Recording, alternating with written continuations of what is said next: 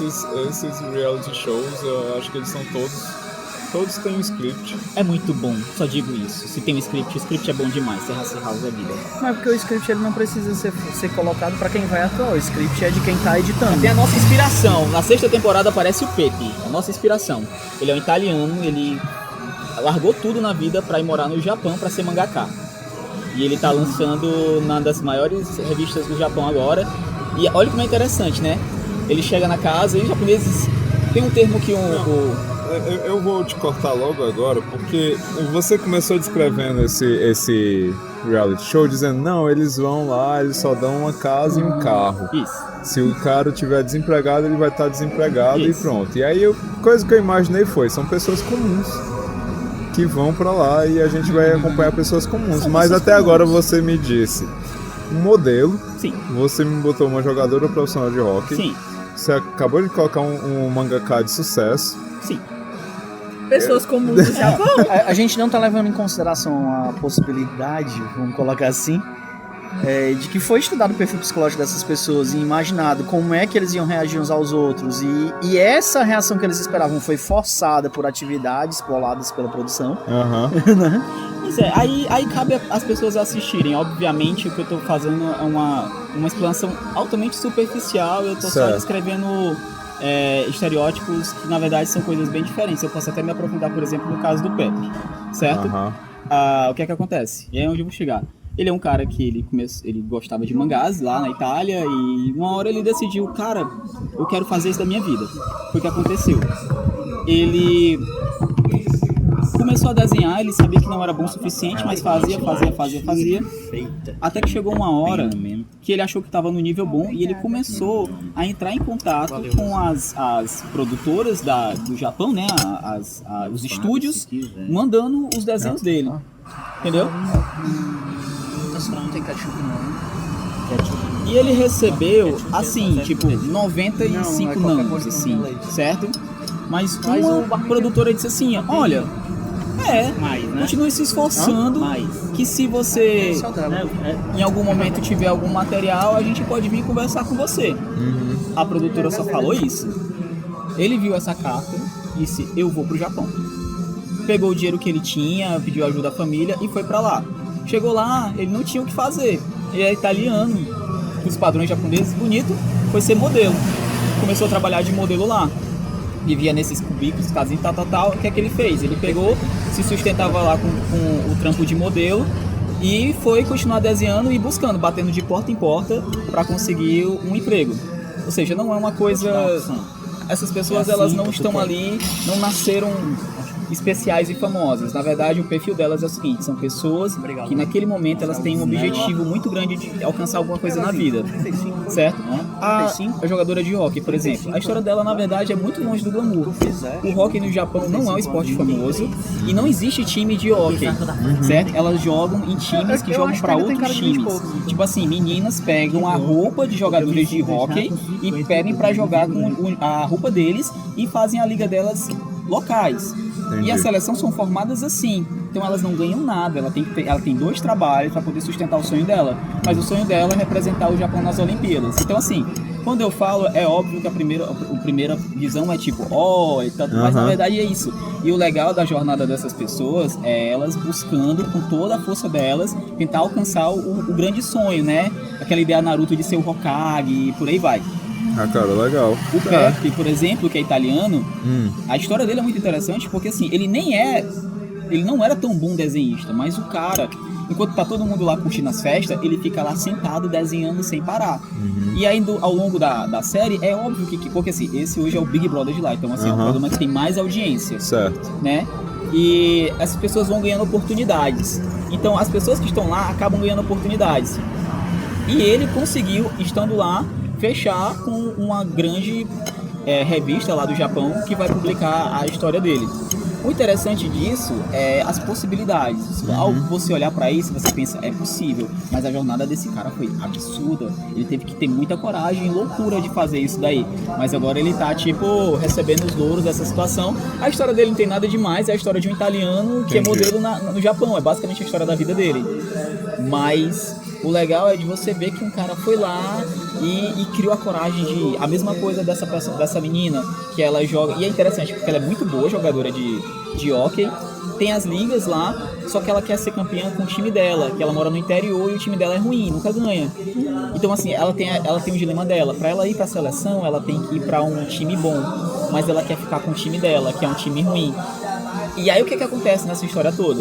A gente tá todo dia convivendo e tu tá com esse dilema pessoal, né? Eu começo a te dar suporte, eu começo a te dar apoio, enquanto eu tô tentando vencer na minha vida como mangaka. O outro é modelo, e ele tá tentando conseguir novas oportunidades e tudo mais. Quando você vai perceber, essas pessoas elas estão envolvidas com coisas que são muito interessantes, como por exemplo, o que eu digo, o amor. Eu recomendo vocês assistirem se tiverem tempo, é uma coisa legal. É que o que acontece do relacionamento dos dois, por exemplo, é que ela quer muito isso. E ele é um cara muito empático, então ele, tipo, se importa com as pessoas. Ele fala o seguinte, ó, vamos um dia no templo pedir pela sua vitória? Aí eles vão lá e pedem pela vitória e tal. Mas existe um outro ponto mais interessante de tudo isso. É que ela, dentro do conceito lá, ela não é nada sexy. Tipo, ela não é bonita, ela é uma menina super masculina, que só anda com roupas largas. Porque ela é jogadora de hóquei. E ela tem cabelo curto, e ela fala, meu, assim, ela é muito boa atleta, então ela vai jogar beisebol com os caras, ela joga melhor que os caras. Sexo é relativo. Não, mas é porque o Japão tem um outro conceito de sexo. Tem uma hora que... um conceito totalmente diferente de sexo. Tem uma hora que ela tá lá com o cara, ela... sexo pra alguém. Generalizando... Eu não falo na cultura, eu falo individualmente.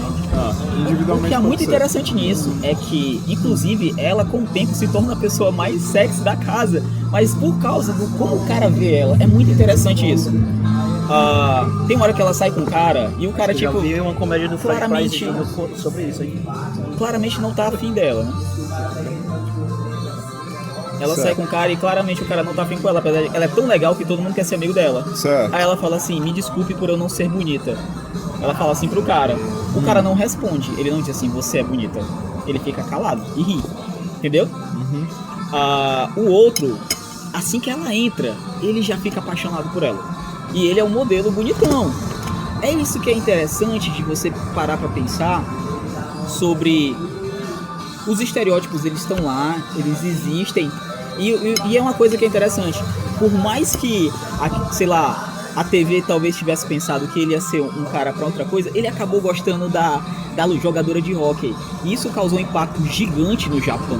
Gigante. E as pessoas que assistem... de ouro pra emissora. E as pessoas que assistem isso causaram um impacto enorme. E eu tenho notado que para as pessoas que eu apresento isso, tem causado um impacto gigante também. Porque é aquela coisa... Você tá o tempo inteiro se esforçando pra entrar no padrão, pra ser o bonito, pra ser o atraente. E de repente, aquela menina que não usa maquiagem, que não tava se vestindo sensual, que ela nem tava pensando em arranjar. Todo mundo fala assim, por que você está aqui? Eu tô aqui porque eu quero ser modelo. O Xion, ele fala assim, por que você tá aqui? Eu sou modelo e eu sempre quis vir pra cá porque eu queria que todo mundo suspirasse por mim. Aí eu sei que é um motivo bem fútil. Ele é um cara muito sincero. Ele, tipo assim, há uma pureza no sentido dele, de tipo assim, ele se abre pro mundo como sendo aquela pessoa, sabe? Sei. E ela, aí foi todo mundo, outra, eu vim atrás de romance, fala. Aí quando foi perguntar pra ela, disse assim, eu vim pra cá porque o hóquei não é muito conhecido no Japão e eu queria poder apresentar um pouco o hóquei pras pessoas. E é verdade, ela foi pra fazer isso daí. Mas essa verdade dela encantou esse cara, sabe? E é muito interessante, assim, como acontece tudo entre eles e tudo mais. Eu acho, e eu digo mais, eu acho que, por exemplo, o Japão ainda é mais difícil isso acontecer do que, por exemplo, aqui, porque você sabe o quanto eles são fixados em fórmulas, formas. Então, assim, não era para ter acontecido, mas do jeito que aconteceu, causou um impacto gigantesco, né? Por exemplo, essa série ela já era famosa no Japão, mas depois dele, estourou. Além de tudo isso, ainda existem outros personagens muito interessantes. Tem, por exemplo, a Seina, que é uma mulher ultra feminista no Japão, entendeu? Modelo, já nos seus 30 anos. E, cara, velho, essa mulher, ela tinha que ser estudada na escola, entendeu? Ela consegue aplicar o termo que as pessoas usam muito hoje sobre o que é sororidade de uma maneira tão plena que você fica assustado, entendeu? Há um determinado momento em que duas mulheres estão discutindo por um cara. E ela disse assim, mas peraí, isso que você tá dizendo pra mim sobre ela, não é melhor que você fale pra ela? Não é melhor que vocês discutam sobre isso daí? E outra coisa, ela, partindo do princípio que há um gostar, ela falando, né? Gostar de uma pessoa não remete a você, por exemplo, pensar nela e tentar conquistá-la, né? Agora, ela fala, tipo assim, as relações entre as duas pessoas já tá muito estabelecida entre ele e ela. O que não tá estabelecido é entre vocês duas. É por isso que há uma discussão aqui. Cara, ela é uma mulher incrível, entendeu? Ela bebe pra caralho, então tem hora que ela vai chegar assim na cama e, vai ficar na cama, eu vou ficar aqui de baixo porque eu vou chegar muito bêbada e eu não vou conseguir subir do beliche. E ela tipo assim, chega lá e diz assim, eu vim aqui pra casar, porque eu já tô na idade e tudo mais. Mas o legal disso assim, a espontaneidade que não existe no Japão, mas a não existir lá, ao ela ser aparentemente até próximo do que seria uma brasileira, uma ocidental, ela consegue aglutinar coisas das duas culturas porque ela é uma mulher do mundo, entendeu? Que torna ela uma mulher superior, velho. Superior, entendeu? É tipo assim, essa mulher, ela tem que ser, por exemplo, a ídola de um monte de mulheres, assim, que precisam de uma referência, assim, como uma mulher que ponto de feminina não, ela é muito feminina, por exemplo. Tanto que quando ela entra, as mulheres ficam todas acanhadas com ela, entendeu? Aí ela faz as outras mulheres se sentirem à vontade, porque é inevitável. Ela chega, o que acontece quando uma mulher muito bonita e de uma presença muito grande chega? As outras mulheres tendem a se sentir inferiorizadas, né, diminuídas, a atenção dos homens se volta para elas. Ela consegue fazer as coisas de um jeito que ela empodera as outras mulheres, entendeu? Mas simplesmente conversando com elas e mostrando... Não, tem uma hora que a menina fala... Tem uma hora que um cara fala uma coisa da menina e ela assim, não, peraí. O fato de ela não gostar de você é direito dela. Como você vai reagir em relação a isso daí é problema seu. Sabe? Isso no Japão não acontece. Você sabe que lá o cara agarra a mulher à força e ela tem que gostar. Ser ultra feminista, é isso? Não, isso pra mim parece o mínimo de civilidade. Isso é a forma que se coloca... A maneira que ela coloca, que faz o homem escutar ela e dizer assim, ó, é verdade. Entendeu? Ela faz de um jeito que parece ser tão natural. E é isso que eu acho que é muito legal de você ver, porque ela teria todo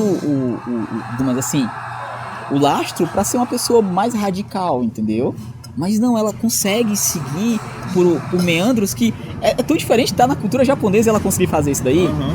Então assim, essa série tem coisas muito interessantes. Tem como, por exemplo, um cara que é muito vagabundo.